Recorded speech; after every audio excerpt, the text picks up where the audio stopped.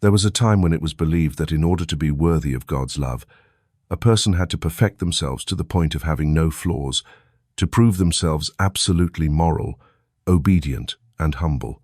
Years passed, and many devoted themselves tirelessly to that path seemingly noble, yet in truth only a wearying spiral. Not because God demanded such a thing, but because humanity had never truly understood him. When people set conditions for themselves in order to be loved, they unintentionally deny the sacred essence already present within. And it is this very denial that prevents them from experiencing the infinite power God has already placed inside every soul. Many are searching for the divine as if it were a treasure hidden at the farthest reaches of the universe. They pray, they hope, they kneel in nights of despair, waiting for a miracle from the outside. But if there is something that makes their prayers seem unanswered, it is not because God is absent, but because they are praying from a consciousness of separation. They believe God is distant, listening from some high realm, and that they must say enough words, do enough deeds, endure enough suffering to gain his favor. The truth is entirely different. Every journey of seeking the sacred leads to the same place. It is not found outside, but within. Not at the end of the road, but at the very beginning. Not in a distant realm reached after a lifetime of striving, but in the present moment, right where you are. The kingdom of God is not some far-off promised land, but a state of consciousness you can touch now. It is not built of bricks or conditions, but of awareness. And the key is not supplication, but remembrance. Spiritual awakening does not come from academic theories or elaborate rituals. It arrives when a person, in the midst of desperate attempts to find strength outside, suddenly pauses and listens within. It comes like a gentle breeze across the desert, like a slender beam of light piercing heavy darkness. And then you realize, you do not need to become someone else to be loved. You do not need perfection to touch the divine, because you are already a part of it.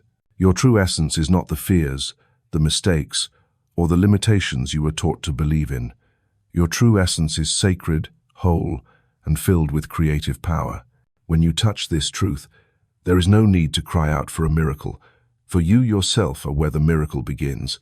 There is no need to strive to reach God, because the very consciousness with which you think of him is already his living expression within you. It is not that you are unheard, it is that you are speaking a language divine consciousness does not use. While you speak of lack, of fear, of what is not yet, the subconscious quietly records that feeling as a command, and then it does what it does best. It faithfully creates more experiences of the same. The astonishing truth is that you are always heard, but the answer reflects the beliefs embedded within you, not the words upon your lips. Thus, the journey of seeking is not about finding something new, but about removing layers of forgetfulness, peeling away each false belief, that you need to be accepted, that you must become worthy, that you must suffer enough to be loved. These are clouds. The light has always been there. No one needs to relight the sun, only to draw the curtains of cloud aside. The sacred within you is not conditioned by life's circumstances, by the past, or by any judgment from the outside. It exists as a continuous flow, unbroken, unceasing. When you truly grasp this, you stop searching for love outside and begin to radiate it from within. You are no longer a beggar for peace, but the very source of peace. No longer asking, "Am I worthy yet?" but living as one who knows they have always been worthy. This is not arrogance. This is awakening. When you see yourself through divine eyes, you begin to see others in the same way, and the world begins to change not through politics or systems, but through people who know who they are. You do not need to go anywhere to find God. You only need to step back from the noise in your mind, from the old beliefs, from the barriers in your heart. And then, in the stillness, you will hear. Not with ears, but with your whole being. A presence, a knowing, a sense beyond words, yet unmistakable. This is him, and he is not far away. He is you, living through you, thinking through you, loving through you. From that moment on, every prayer is no longer a plea, but an affirmation. Every action is no longer driven by fear, but by love. Every choice is no longer forced, but a natural unfolding of the soul. And each day becomes an offering of gratitude, not because everything is perfect, but because you have remembered who you are. In every breath, every thought, Every awakened moment, you are returning, not to a place, but to your true essence. And there, no conditions remain. Only light, only wholeness, only you and the Most High as one. There is a kind of pain unseen, without a medical name, and not understood by any ordinary measure. It is the feeling of being forgotten by God. It is when you pray, but hear only silence. When you look toward the heavens, but see only emptiness. When you strive to live well, to be kind, to keep faith, yet everything you long for from Him, love, healing, miracles, still does not come. And then, amidst the string of disappointments, you begin to ask yourself, perhaps I am not good enough, perhaps I am not worthy of being loved. That feeling is not rare. It creeps into the human heart like a quiet but persistent shadow, not loud, not dramatic, but eroding. It makes you act as though you must do something to gain God's attention, as though you must sacrifice, strive, perfect yourself in order to be seen by Him. Many have lived their entire lives in that state, in a sacred relationship where they believe they are always lesser, further, lacking. The sense of unworthiness is born from a false belief handed down through generations that God only loves those who meet the standard, that He draws near only to those who have passed enough trials, that He blesses only those moral enough, obedient enough, pure enough in soul. Such a belief has turned God's love into a reward instead of a nature. And when love is viewed as something to be achieved, life becomes an endless contest, one in which you are never certain you are doing enough.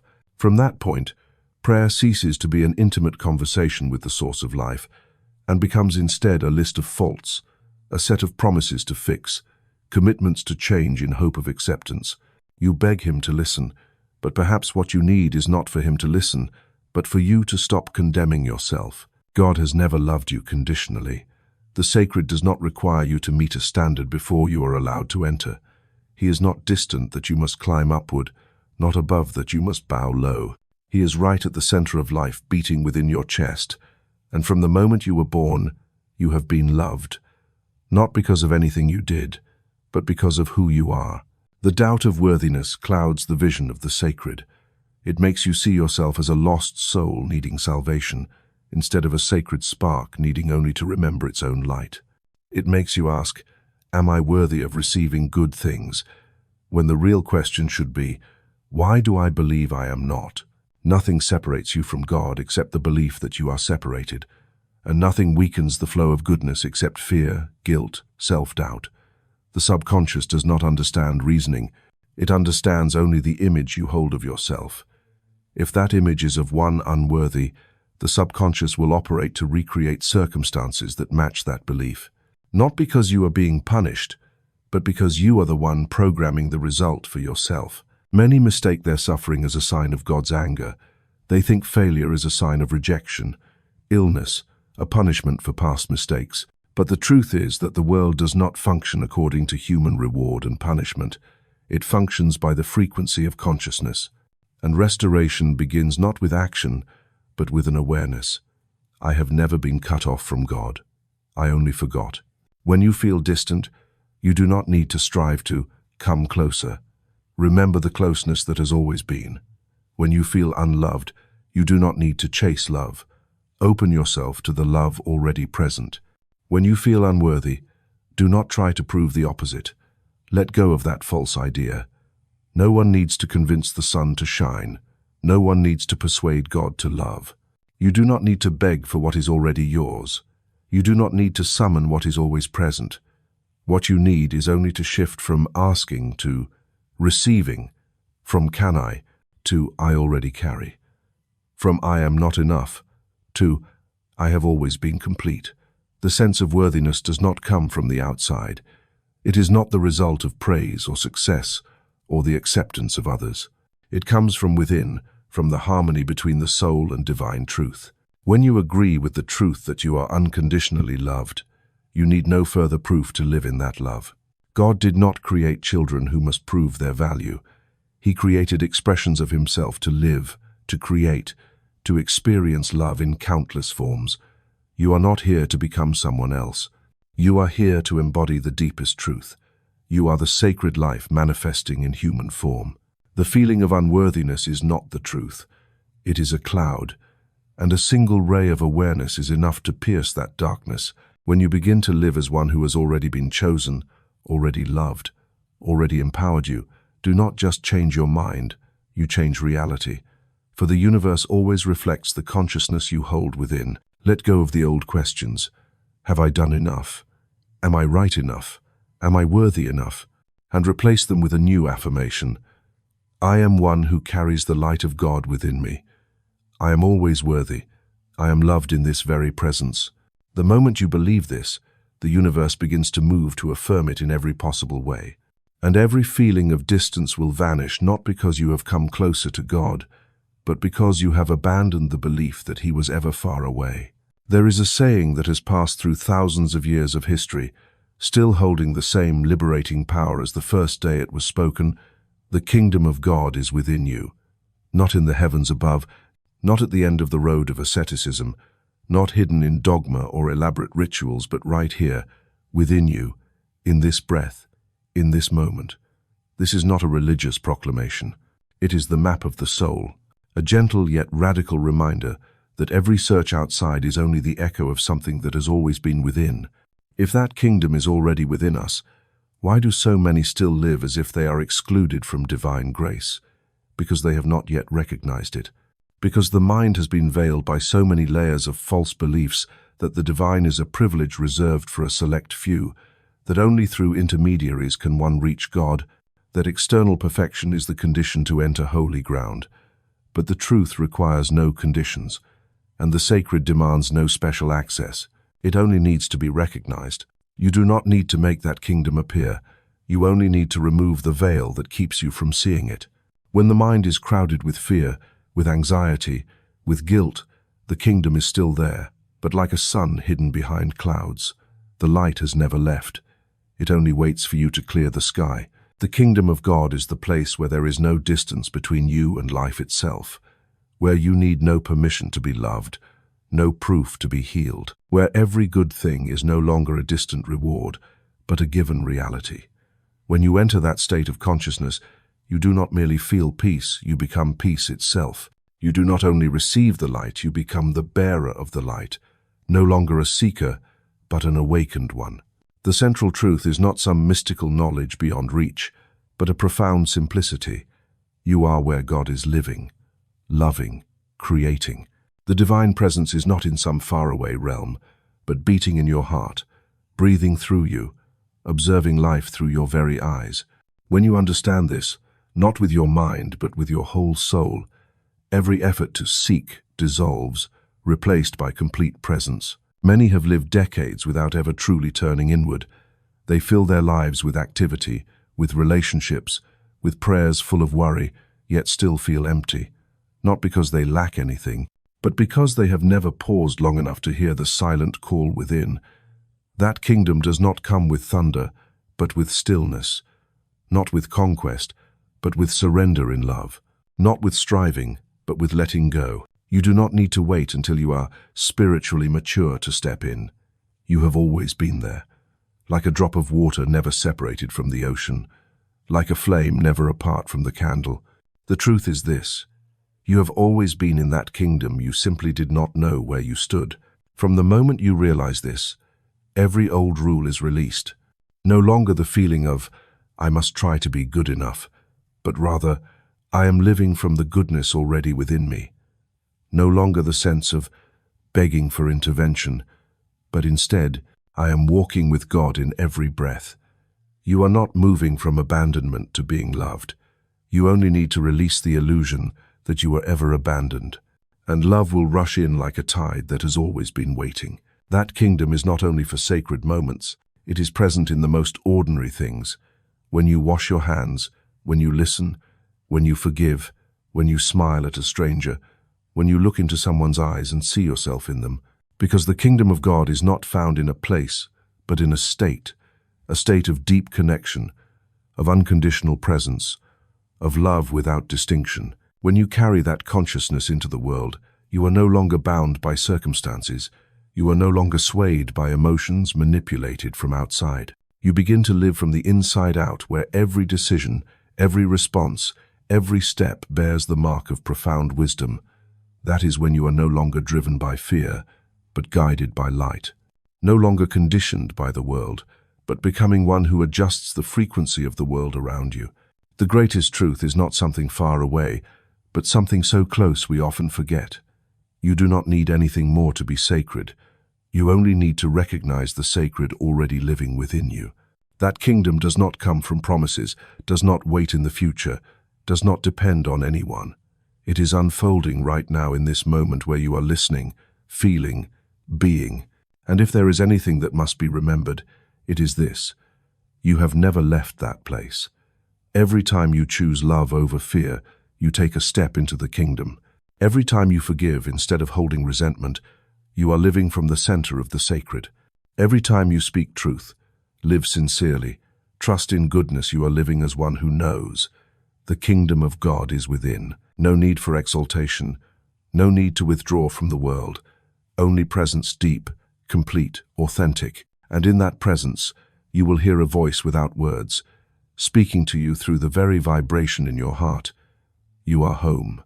Imagine a man wandering the crowded marketplace, surviving each day on scraps of bread, curling up each night in the cold corners of the city.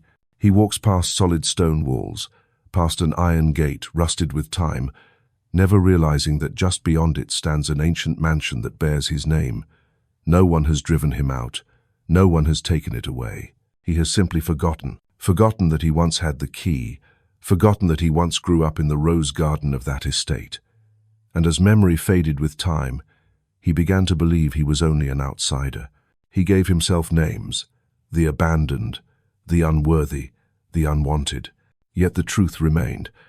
The mansion still lit its lamps each night, still had caretakers to keep it clean, still had the fireplace burning warm, and still had its door open, waiting for him to return. But once one forgets their origin, even paradise feels foreign. That story is not merely a metaphor. It is the very condition of countless people living today. Noble souls, carrying within themselves the sacred inheritance of the universe, yet mistaking themselves for exiles. They live within self-imposed limitations, accept small fates, believe in labels society has placed upon them, unaware that they are refusing their own sacred inheritance, the right to live in light, in freedom, in profound peace. You need not do anything to deserve that mansion, because it has always belonged to you. Just as the sun does not require payment to shine, just as the air does not demand proof to be breathed, the sacred love of the universe is unconditional, but it requires one thing: that you remember.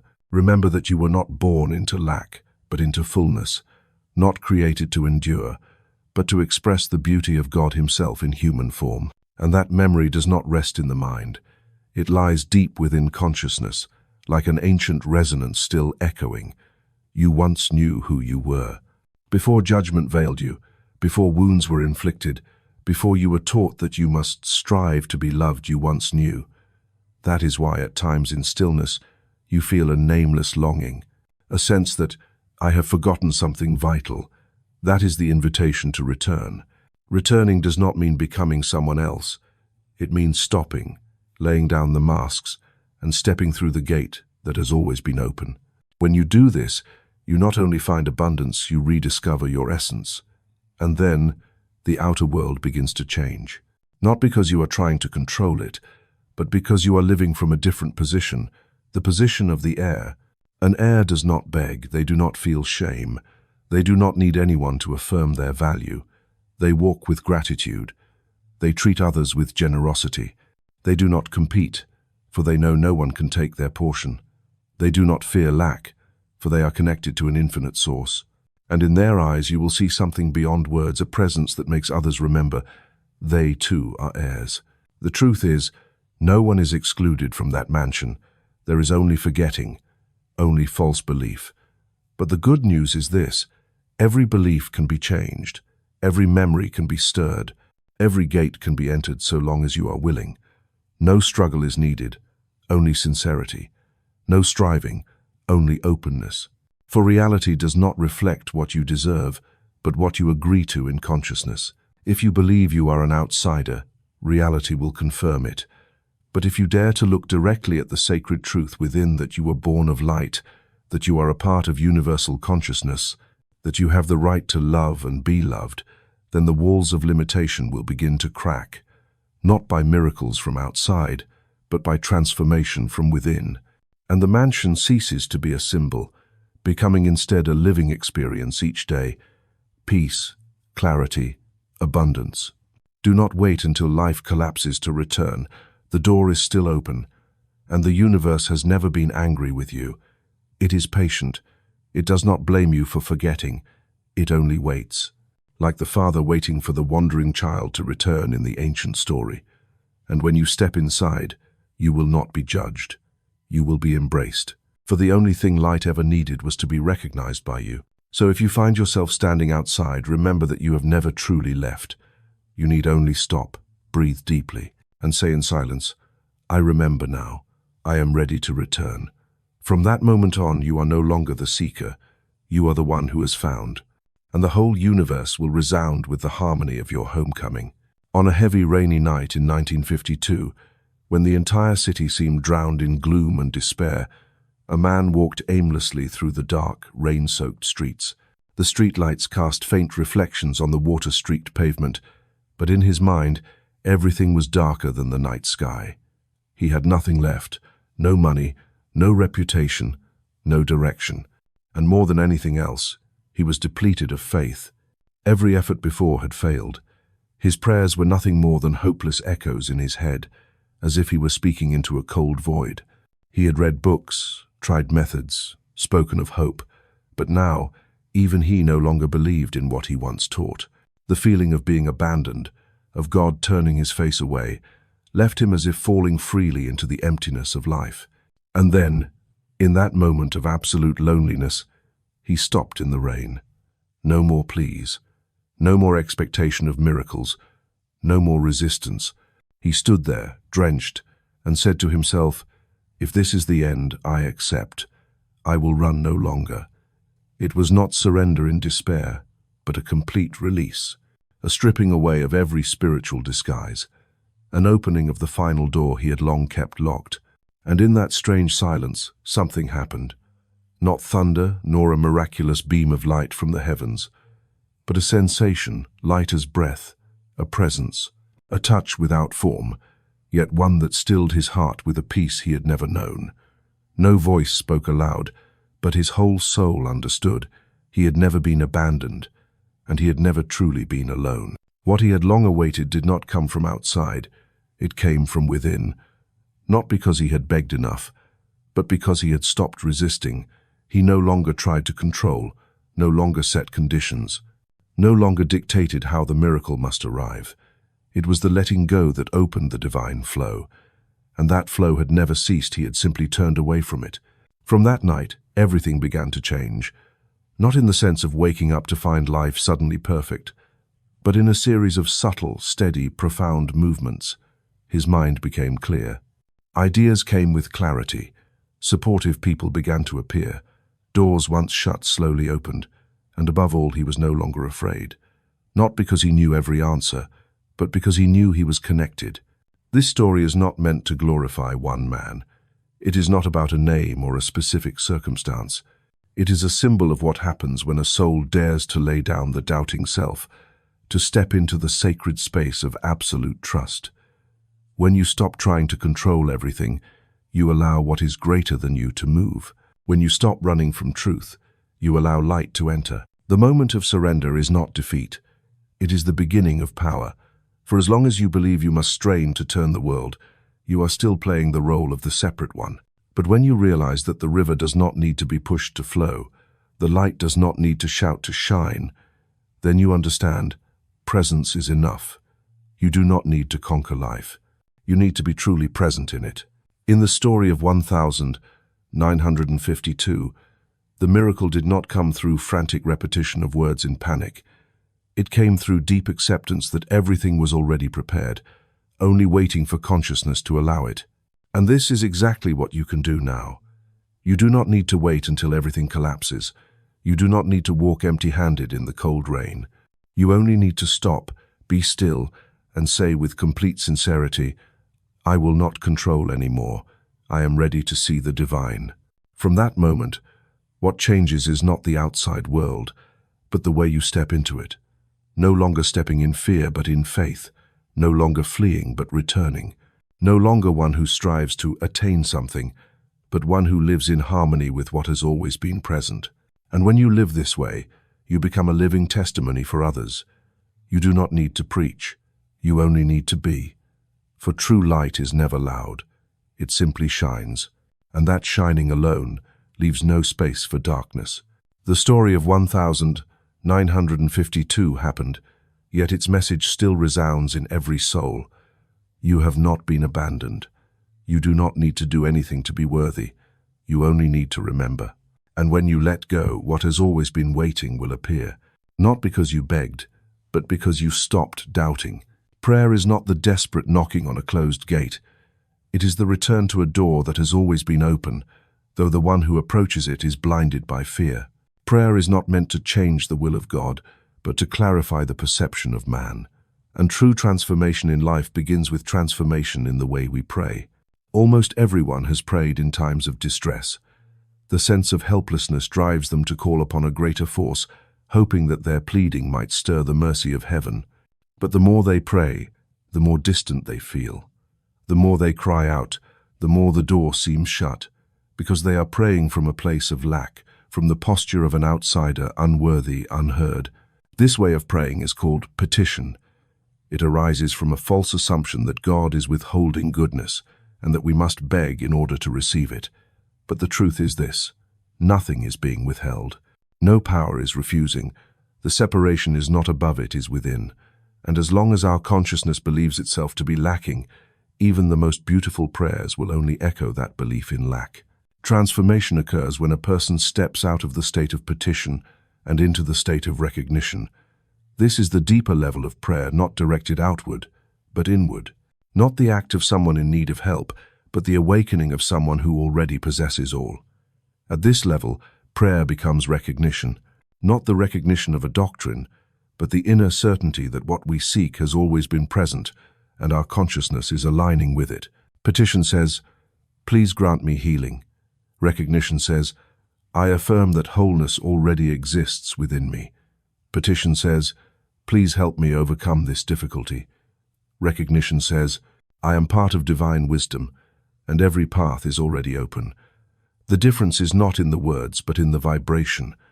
One sends out the frequency of fear, the other radiates the frequency of oneness with the source. When you pray from recognition, you no longer hope for a miracle, you become the miracle. You no longer wait for intervention, you become a co-creator with the divine. You no longer try to manipulate outcomes, you trust the perfect flow already at work, and you enter that flow as an inseparable part of it. Someone might ask, how can I recognize something when I am suffering, when I am unemployed, when I am sick, when I have been betrayed? But it is precisely then that recognition is needed most. Not pretending to be strong, not denying feelings, but ensuring that your consciousness is not identified with the darkness. When you are in the night, remember the existence of dawn. When surrounded by hardship, affirm the creative power within you, not because circumstances have changed, but so that you do not forget who you are in the midst of the storm. The miracle is this: when you pray from recognition, you do not need to repeat it many times. A simple affirmation, spoken once from the depth of the soul, carries more power than thousands of frantic words. For the universe does not respond to the number of times you repeat, but to the degree to which you are identified with what you say. A person may repeat hundreds of times the phrase, "I am healthy," but if their heart is full of fear, the subconscious will respond to the vibration of fear. But if that person, even once, speaks it with certainty from the soul, the subconscious receives it as an unquestionable command. That is when prayer becomes intentional creation, no longer the act of searching blindly. Try sitting quietly and saying, "I am one with infinite wisdom. I am guided step by step. I am a channel of divine light." Let each word move through you like a current. No need to force images. No need to imagine something extraordinary. Only feel that it is true. And if your mind doubts, do not resist it. Simply return, gently, and repeat the recognition like a breath. This is the art of prayer, not shouting, not wrestling with fate, but becoming as clear as a still lake, so that truth may reflect without distortion. When your heart is quiet, you will hear the whisper of God not coming from outside, but from the very center of your being. And you will realize, prayer is not the moment you reach for God, but the moment you pause long enough to see that you have never left. Just as light does not need to be summoned, only the veil of doubt needs to be lifted. From today, observe the way you pray. Listen to whether you are speaking to a distant God or conversing with the source of light within you. Let go of the sense of separation. Enter prayer not as a beggar, but as an heir. And remember, everything you truly recognize becomes reality, not by a miracle from afar, but through the transformation within you. The subconscious does not argue, it does not analyze, does not judge, does not debate. It does only one thing: it accepts everything you send into it and quietly turns it into reality. It does not ask if you are certain. It does not check whether what you say is true. It simply operates according to the vibrational command you release, and that command is your emotion. Many people assume that words are the center of creation, but what shapes reality is not the words, it is the energy that accompanies them. You may say, "I am healthy," but if your heart is full of fear, the subconscious will not hear your words. It will only hear the vibration of your worry, and it is that vibration that becomes the true command. You may say, "I am wealthy," but if the underlying feeling is lack, the subconscious will remain loyal to poverty. Picture the subconscious as fertile soil and emotion as the seed.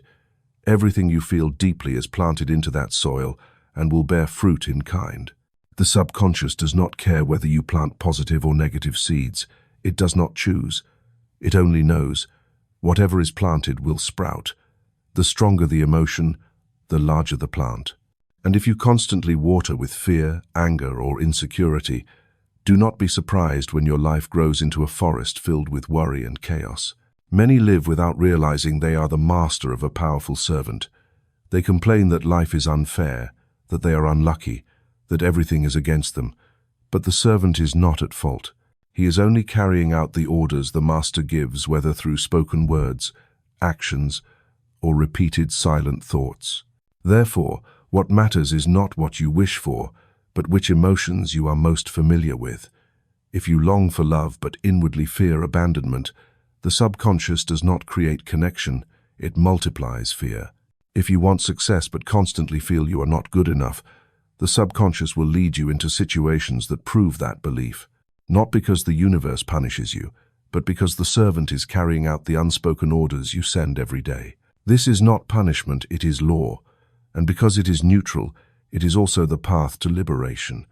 Once you understand that emotion is the directive of creation, you can begin to change from the root. You do not need to struggle with outer reality.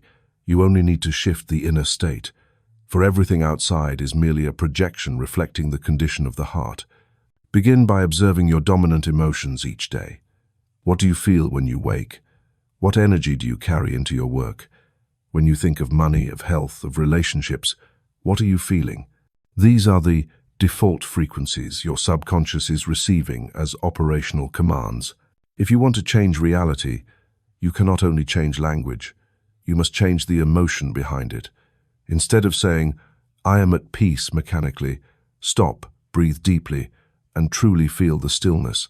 Instead of repeating, "I am loved," like a mantra, touch a memory, an image, a sound that makes your heart genuinely resonate. When emotion arises, the command is recorded. The subconscious does not need you to do anything complicated. It does not demand rituals, nor require perfection. It only asks for consistency. You cannot plant seeds of love in the morning, then water them with fear all day, and expect a garden of happiness. The strongest emotion, repeated most often, will prevail. And do not mistake emotion for something random. You can choose your emotions if you are aware enough. Just as you cannot control the wind, but you can adjust the sail. Emotions do not need to be suppressed or denied. They need to be guided. When you are sad, do not dismiss the sadness. Breathe with it, listen to it, then gently choose a brighter thought to transform it. Not to pretend joy, but to remember that you have the power to shape your inner state. The subconscious servant is very faithful, but also very patient. He does not demand that you change overnight. He only waits for you to begin planting new seeds: love, gratitude, trust, and to nurture them persistently. In time, those new sprouts will rise above the old weeds, and a new reality will bloom before your eyes, not as a random miracle, but as an inevitable result. Remember that everything you have ever received, whether good or bad, was the answer to what you once felt deeply. There is no injustice in the subconscious, only response. And when you learn to send out vibrations that are positive, consistent, and sincere, you will see life respond without delay. That faithful servant never sleeps. He waits for the next command. And you, in every moment, are writing the script of your life, not with your hands, but with your emotions. So write with light. Feel with life. Live as if everything you send into the subconscious is growing by the minute, because that is the truth. Margaret had prayed for 20 years. Every night before bed, she folded her hands, closed her eyes, and fervently repeated her petitions. She asked for her family's safety. She asked for health. She asked for a more stable job, for a better income. She asked for a sincere relationship, so she would not feel lonely anymore. But the more she prayed for those things, the farther away they seemed.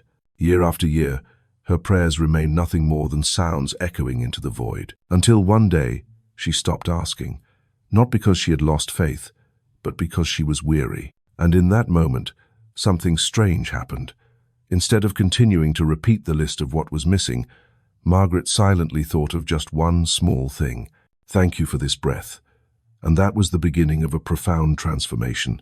She did not realize that in that very moment, the moment when she asked for nothing, but simply gave thanks for something she already had, her entire vibrational frequency shifted. And for the subconscious, emotion is the only language.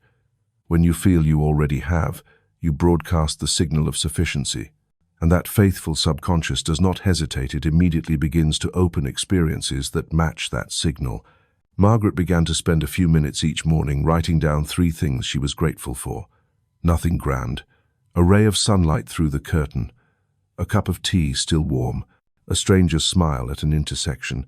And each night, instead of pleading, she closed her eyes and whispered, "Thank you for today. Though it was not perfect, I have lived it fully." After only a few weeks, the inexplicable began to occur. An old friend unexpectedly introduced her to a new job opportunity with a kinder environment and better income. An acquaintance from her yoga class began to show her sincere affection. Tensions in her family gradually dissolved without confrontation. But above all, Margaret no longer prayed with a sense of lack. She prayed as an act of connection, as a flowing current of gratitude for life. This was not coincidence. This was law. When you shift the frequency of prayer from pleading to gratitude, you no longer stand outside the door, knocking into the divine. You step inside, sit at the table that has always been prepared for you, and partake of life's feast as a rightful child. Gratitude is not politeness. It is the way you affirm to the subconscious that you are in the state of having, and when you have, you become a magnet for more. Margaret once asked why her earlier prayers had not been effective. The answer was found deep within her heart, because she had prayed from the position of one lacking, from worry, from fear, from the belief that she was not enough. But prayer is not a list of deficiencies for God to repair. Prayer is the tuning of your soul's frequency to harmonize with the wholeness already present. Picture it like a radio. When you are at frequency 88.3, you cannot hear the music playing at 102.7, even though that song is still being broadcast. Shifting frequency is shifting alignment, and emotion is the dial. Gratitude is one of the highest frequencies you can emit. It carries the message that you have seen, even if it is just a spark of light in the dark. And when you acknowledge that spark, you allow it to expand. Prayer is not about doing something to receive a reward. It is about becoming something to reflect truth. When you become grateful, you no longer need to beg. You are already resonating with the sacred source of life. And from there, all things are possible. Someone who heard Margaret's story once asked, "What if I have nothing to be grateful for?" The answer is always, begin with the very breath you have. Breath does not ask your permission to come. It is the first sign of life, the first gift you were given, and if you can start there, you are opening a new current. Gratitude does not require you to be content with every circumstance. It only invites you to find one point of light to rise from. When you give thanks for the small, you prove you have the ability to see grace even through a crack in the door. And the miracle is this: that crack will gradually widen, not because you force it, but because you have learned to recognize the sacred presence in what once seemed ordinary. Margaret no longer prays as she once did. She no longer writes lists of things needing repair. She begins each day with the question, "Where can I see grace today?" And by living with that question, her life itself has become an unceasing prayer. You do not need to become someone special to do what Margaret did. You only need the willingness to change from within. Instead of repeating what is missing, emphasize what is already here. Instead of asking why blessings have not come, look at how much you have already received. Instead of waiting for something big to happen to be grateful, let gratitude make the big thing possible. The frequency you emit is your strongest prayer. And gratitude is a frequency beyond words, resonating into the very depth of reality. Shift into it. Whisper your thanks even before you receive. Because gratitude does not wait for the miracle. Gratitude is the miracle. Imagine your consciousness as a radio. It does not create the music, nor generate the waves. It only receives. But the key is this: the radio can only pick up the frequency it is tuned to. If you turn the dial to static, all you hear will be noise. If you tune it correctly, the symphony will appear clear and full, without effort. And your life in every moment is the exact replica of the frequency your inner radio is receiving. There are no coincidences, no random misfortunes, no rigidly predetermined destiny. There is only one truth: you are receiving, and what you experience does not come from some external force. It is amplified from what you have already transmitted within, whether you are aware of it or not. The world around you is not the source, but merely the mirror. The radio cannot blame the broadcaster for the song being too sad. It only needs to adjust. Likewise, your mind need not resent circumstances. It only needs to change the vibrational frequency. And that frequency is not determined by surface reasoning, but by the deepest emotional state within you. When you vibrate at the frequency of worry, you will receive images of chaos. When you vibrate at the frequency of peace, reality will soften into a quiet symphony. Your consciousness never stops broadcasting signals. Every thought, every belief, every fear, every hope, they are all waves. These waves move into space, not disappearing, but forming the blueprint of experience. If you think you are unworthy, that inner receiver will tune itself to lack. If you believe you are upheld by something greater, the receiver will begin to open pathways you never expected. The danger is that most people do not know where they have set the dial. They let this inner radio run automatically, broadcasting from old memories, inherited beliefs, unresolved wounds. And then they call what comes to them fate. But fate is not written in ink. It is written in frequency, and frequency is a choice.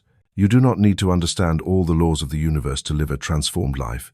You only need to learn how to listen to your inner signal. You only need to recognize when you are transmitting fear and when you are transmitting love. That difference is not in words, but in vibration, and vibration is the key. Look at nature. The bee does not need a map to find its way to the flower. The river does not need GPS to flow downhill. Everything lives in order because it does not resist its natural frequency. Humanity, carrying free consciousness, has learned to resist the very flow of life. Yet it is precisely because of this consciousness that you can deliberately return, adjust, and retune to the frequency of the sacred kingdom. If each morning when you wake, you spend just a few minutes in stillness to tune in, meaning you consciously choose the state you want to carry through the day, then the entire stream of events will begin to shift.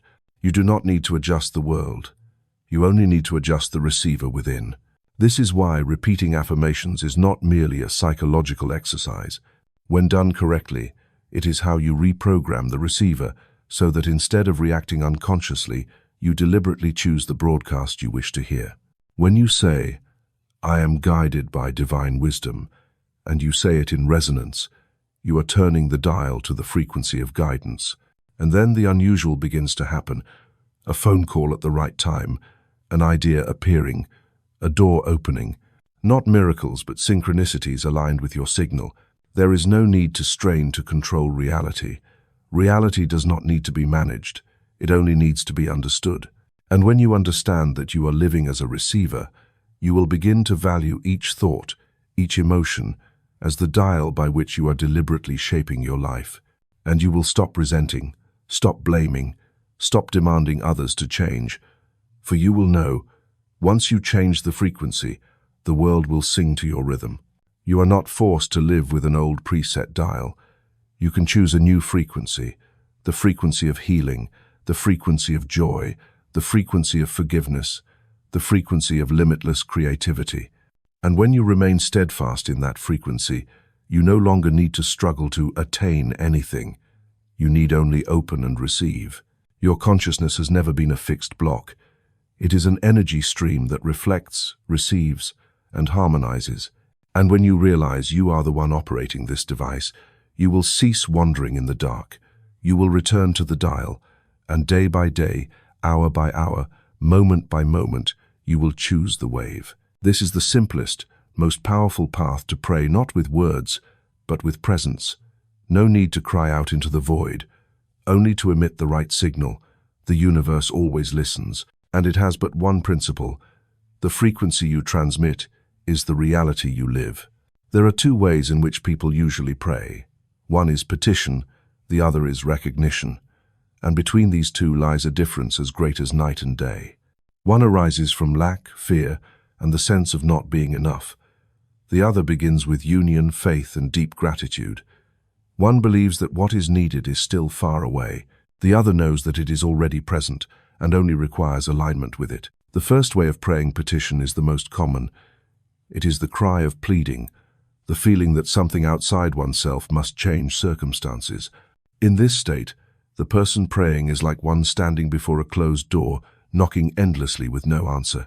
They believe that if they knock harder, if they repeat more often, if they plead fervently enough, God will be moved.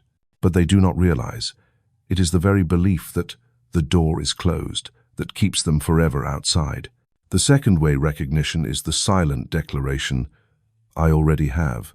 No need to beg, no need to shout, only to recognize. In this state, the one who prays is not standing outside asking, but becomes a part of what they are praying for. They no longer feel lack, for they are united with the source of abundance. They do not wait for a miracle from outside, for they are already shining from within. This is not a denial of practical needs. You may still need food, work, healing, or guidance, but what changes is the inner attitude with which you approach it. If you see yourself as empty, you will broadcast the signal of lack, and what you receive will match that frequency. If you see yourself as opening to receive, you broadcast the signal of readiness, and all that you need will begin to move toward you, not through striving, but through resonance. Petition is the voice of one who has forgotten they were born out of wholeness. It is the whisper of the mind that says, I am not enough. I need someone outside me to make me enough.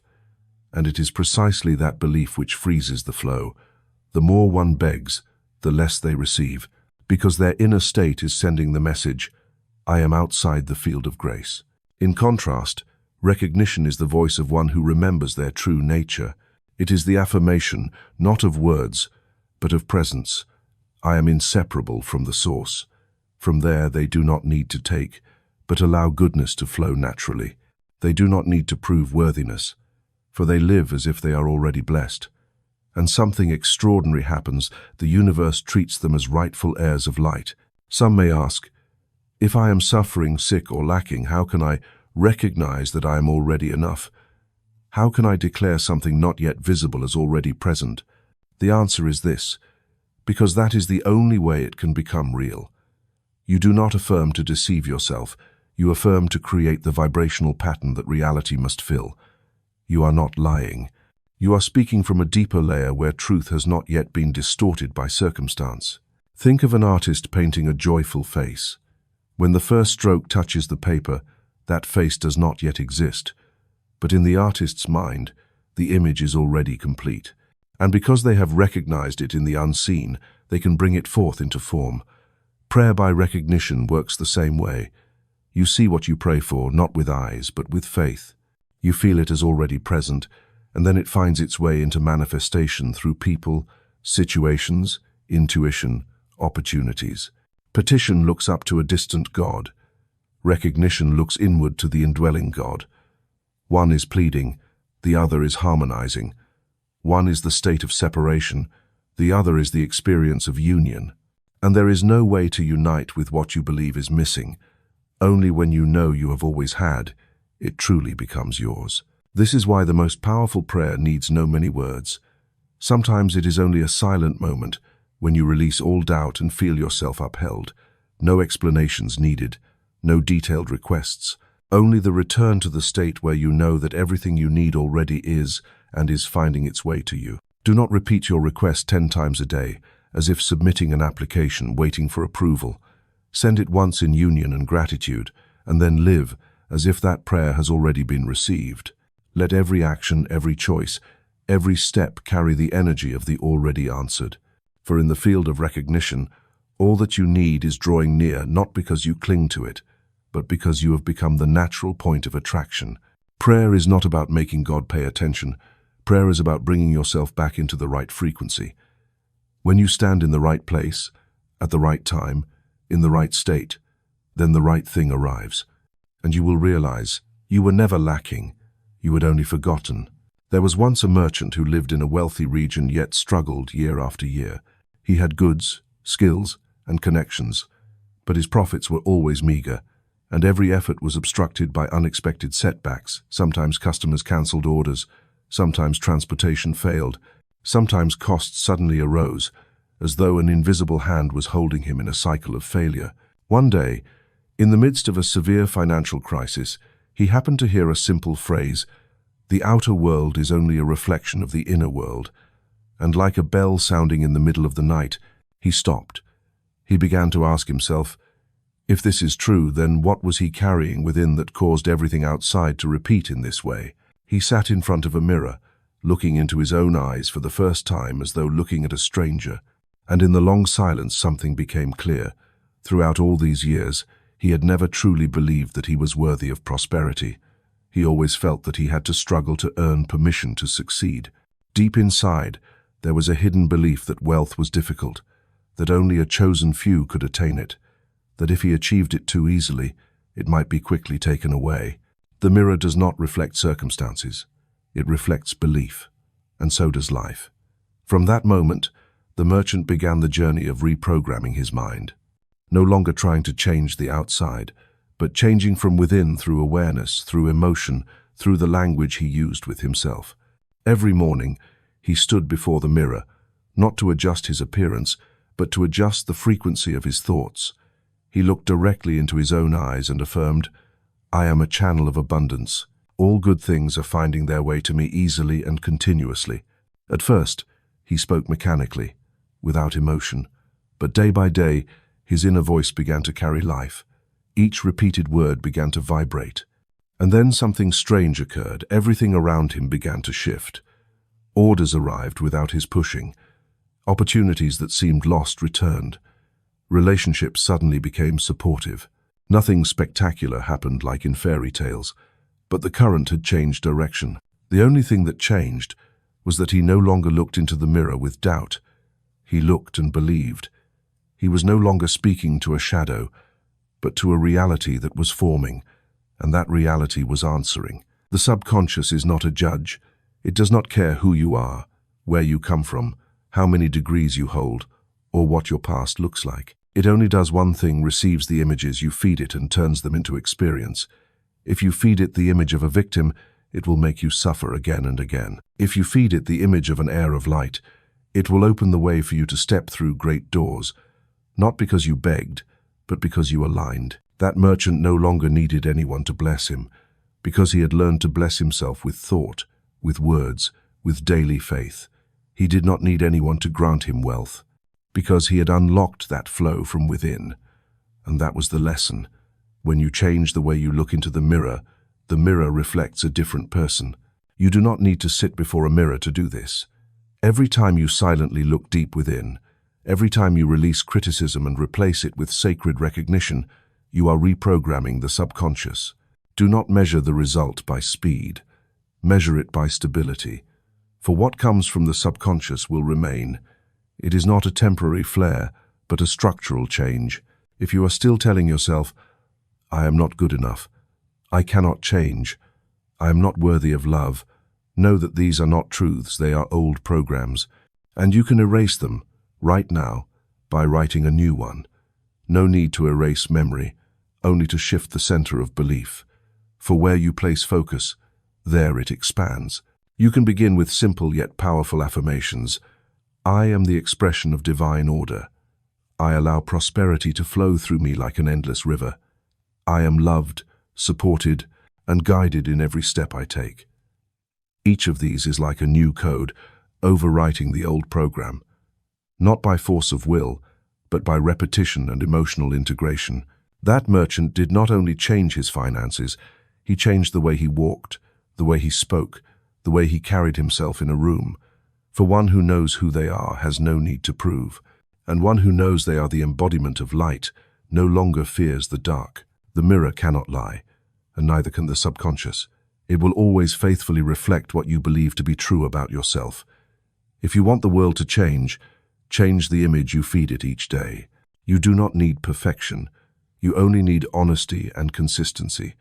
For a clear image, nourished by loving emotion, will always triumph over any circumstance. The world is not against you. It is simply agreeing with the frequency you are broadcasting, and you can change that frequency right here with a new choice in mind. Look into the mirror, not to inspect, but to remember who you are, what you are creating, and that you have always had the power to choose again at any moment. A royal child, lost while still in the cradle, grows up in a poor village, never knowing their true lineage. Each day, they gather firewood, carry water, living amidst the worries of survival and the sighs of those around them. They have never stepped foot in a palace, never held a scepter, never heard anyone say they are the child of a king, yet that truth does not vanish simply because they forgot. The human mind is the same. How long has it been since you forgot that you are part of a sacred universe? How long have you lived as though abandoned in a vast world, struggling daily with helplessness, lack, loneliness, and fear? Not because you were punished, but because you temporarily forgot your roots. You are the child of the king, yet live as an orphan not because you were forsaken, but because you disconnected from the sacred bloodline flowing within you. Every time you believe you are unworthy, that you must struggle endlessly to be loved, that you are not good enough to receive miracles, you are severing an invisible yet powerful lifeline to the source.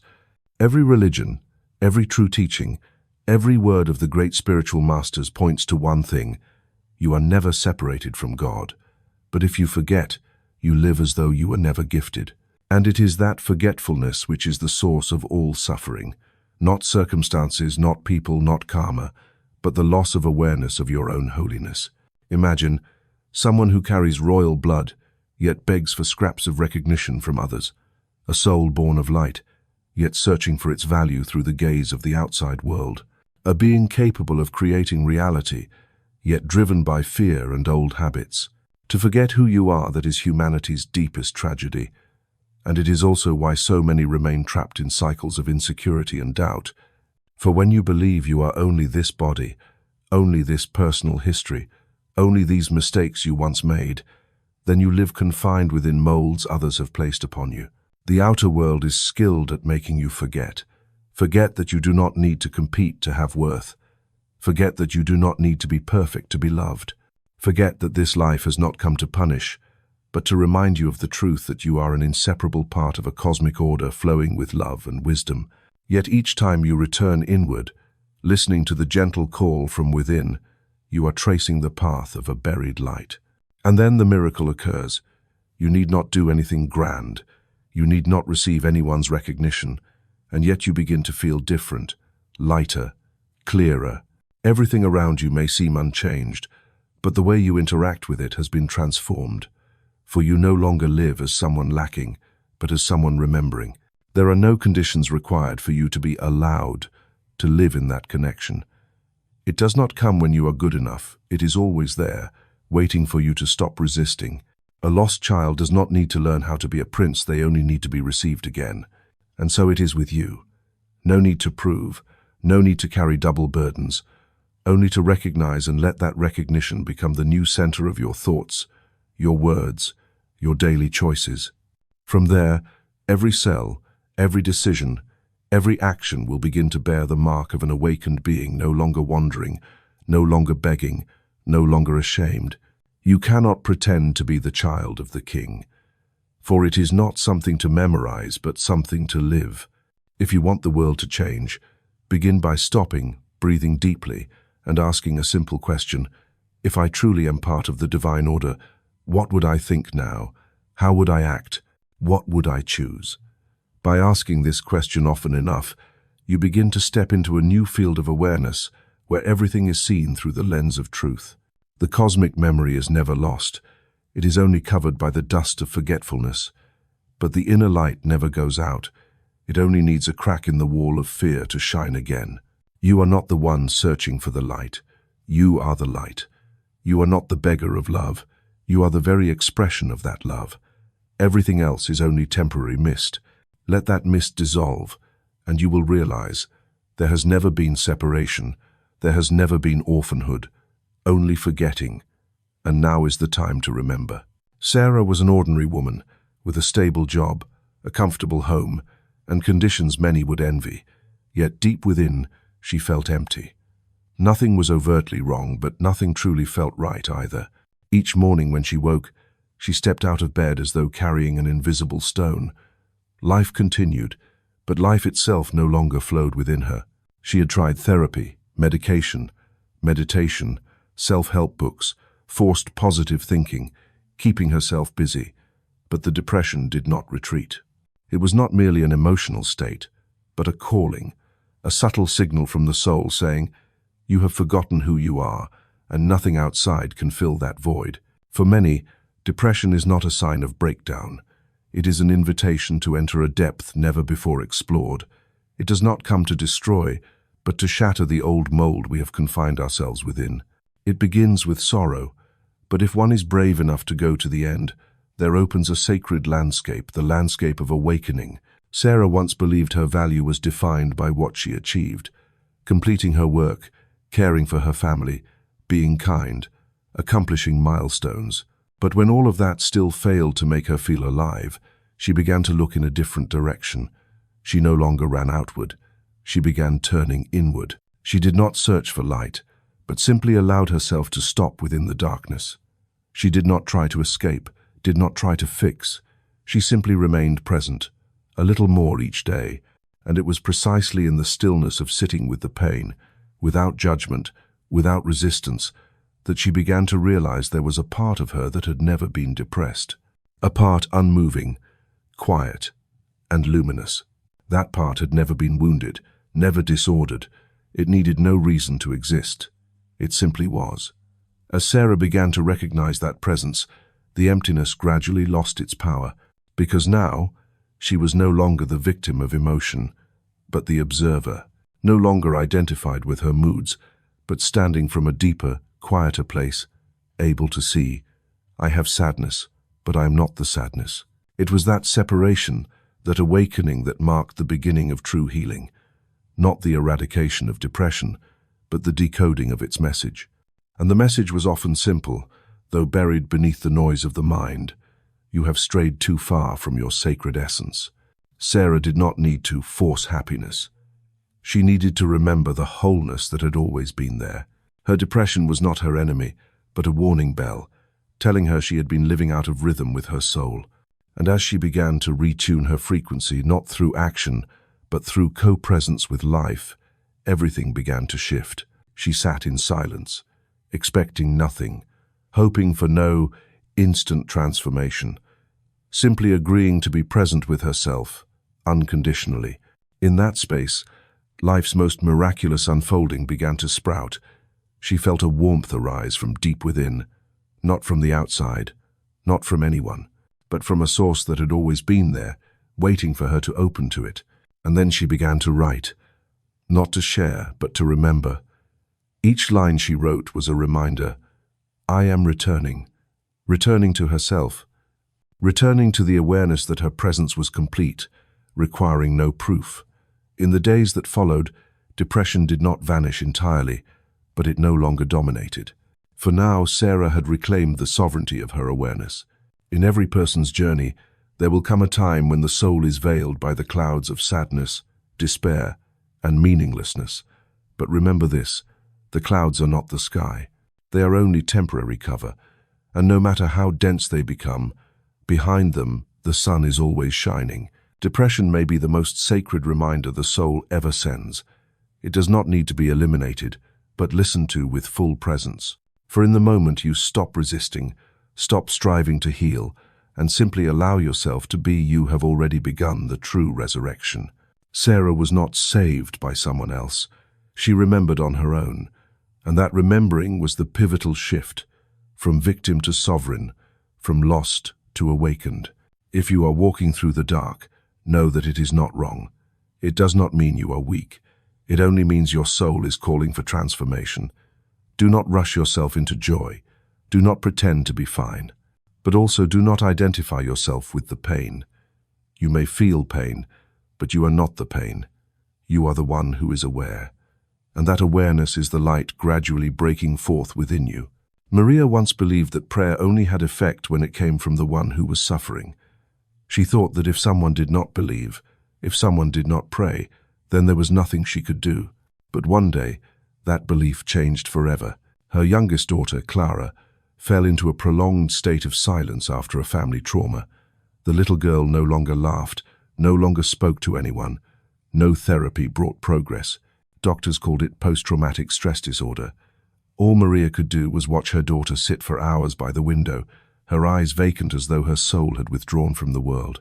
With no words left to speak, no reasoning left to analyze, Maria had only one thing to hold on to: prayer. But this time, she did not beg. She did not plead. She did not tell God to heal Clara. Instead, she began to do something else.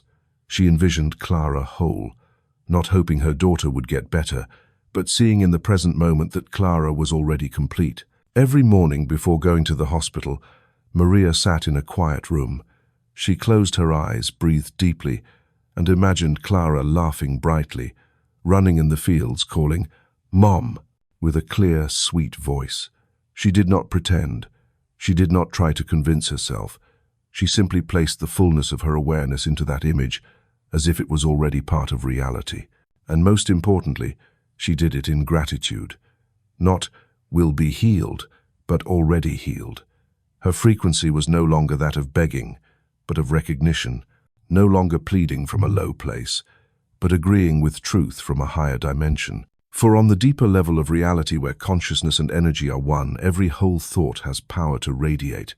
Each time Maria held Clara's wholeness in her mind, she was transmitting waves of energy into the invisible field where all potential resides. She was not sending anything to her daughter, but connecting with the highest level of Clara's own awareness, where there was no trauma, where Clara had always been intact, even before the pain began. And then something strange began to happen. Not a dramatic breakthrough, but a gentle process. Clara began to look at her mother.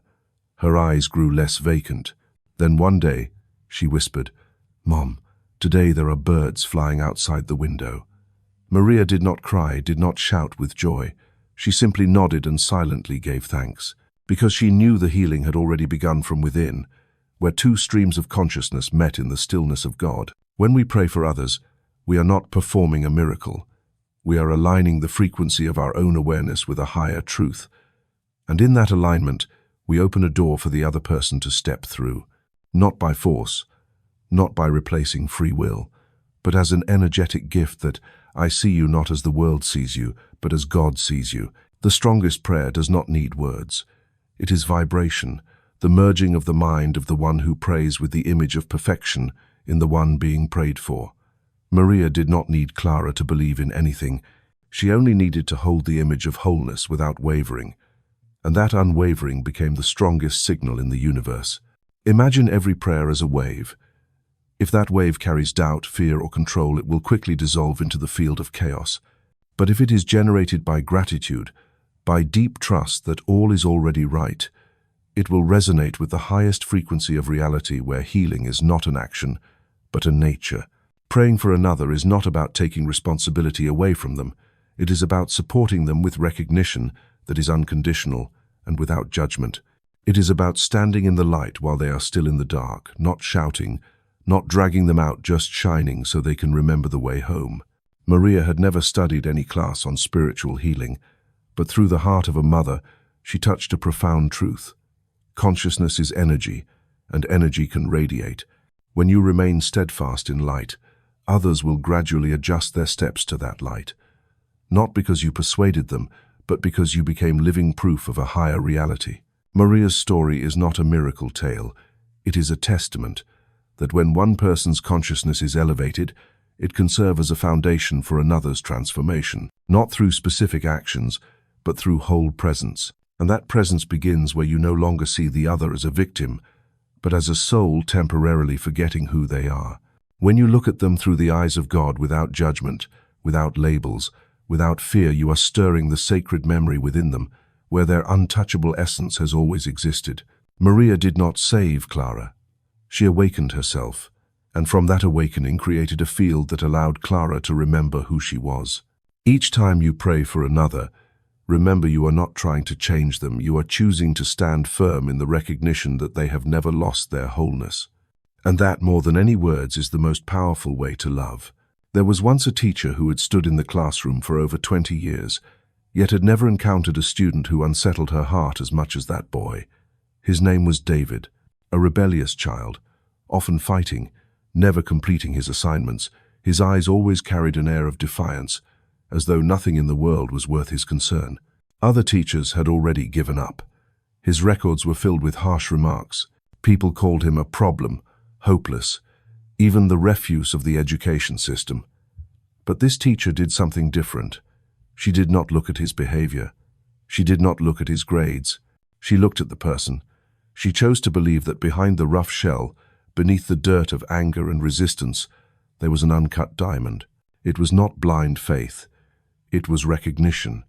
For in the depths of every soul, whether a wayward child or a saint, there is always a divine spark, untouchable by behavior, circumstances, or past. The question is never whether the diamond exists, but whether anyone still has enough faith to see it. And this teacher, day after day, quietly held that vision. She did not try to fix David. She did not teach him as though he were lacking. Each time she met him, she sent a consistent signal. I know who you are. I see what even you have not yet seen about yourself. Whether he was sullen or defiant, her gaze never changed. It was not the gaze of pity, but the gaze of one who perceives value yet to be revealed. One day, after class, David stayed behind. No one asked him. He chose it himself. He walked to her desk and asked, "Do you really believe in me?" That question was the echo of a heart long obscured by judgment. She nodded without explaining, without proving. For true love needs no reason, and true recognition does not come from grades. From that day on, everything began to change. Not because the teacher had taught a miraculous lesson, but because the frequency of her awareness had melted the mud encasing that diamond. When one chooses to see with light, they ignite light in another, not through words, but through presence. David's story is not just a story of education. It is a metaphor for a sacred law. Each time you hold the image of wholeness for someone in your mind, no matter how they appear, you are helping to invite them back to themselves. Not through power, but through love. Not through control, but through deep recognition that the soul can never be broken, it can only be forgotten. In life you will meet many who are hard to love, those who are irritable, chaotic, quick to anger, or who hurt others. But if you see them only through their surface actions, you will react, and that only adds more mud. But if you pause, grow still, and choose to see deeper, you will notice the jewels buried beneath. And when you see them, you create a space for them to begin to see again too. No one comes into this life to be cast aside. No soul is born without radiant potential, but many have forgotten. They were taught that they were not good enough, not worthy, not valuable. And when they heard that often enough, They began to believe it. They began to act as if that lie were the truth. But truth is never altered by mistaken belief. Truth remains waiting for someone still enough to see. You may be that person. You need no qualifications, no eloquence, only a heart quiet enough not to be pulled into reaction, a mind spacious enough to hold someone in the state of not yet being themselves without losing sight of their sacred image. That teacher did not save David. She did nothing miraculous. But by holding steadfast in awareness, she became a clear mirror, reflecting back to him a different image of himself. And when David saw that image clearer and truer than what the world had ever told him, he began to change. And in that way, the teacher fulfilled the holiest mission of a soul, to awaken light in another through the light of her own being. And so can you, whether as a parent, a lover, a friend, or simply a stranger passing briefly through someone's life. You have the opportunity to do the same, by pausing, by not judging, by not labeling, by simply looking, truly looking into the deepest part of them and holding that image steadfast in your heart. That is how you help another find their way home. When a person realizes their divine nature, their inner world begins to change. But true transformation only begins when that person lives out what they have realized. For awareness without action is only knowledge. It is only when you begin to live as a divine soul, temporarily dwelling in a body in every thought, every word, every action, that the inner light truly becomes the guiding light of your life and radiates outward. To live as a divine being does not mean withdrawing from life. On the contrary, it means living more deeply, more awake, and more devoted in service. Not service through weary sacrifice, but through joyful offering. Because when you are aware that you are the flow of divine life, you no longer see service as a duty, but as an honor. You do not need to become a minister, a lecturer, or a spiritual leader to live a life of service. You can be a mother washing dishes in gratitude, a worker repairing a road with the awareness that each brick laid allows people to walk safely, a shopkeeper listening to a customer with full presence.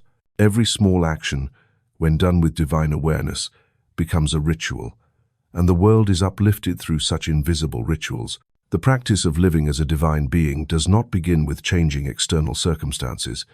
It begins with attitude, with how you look at life, with how you look at others, and above all with how you look at yourself. Each morning when you wake, instead of stepping out of bed like a machine programmed by worry, habit, and fear, pause for 1 minute, place your hand on your heart, and remind yourself, "Today I am light. I do not come to take, but to give forth." That statement is not meant to comfort yourself. It is the orientation for your subconscious.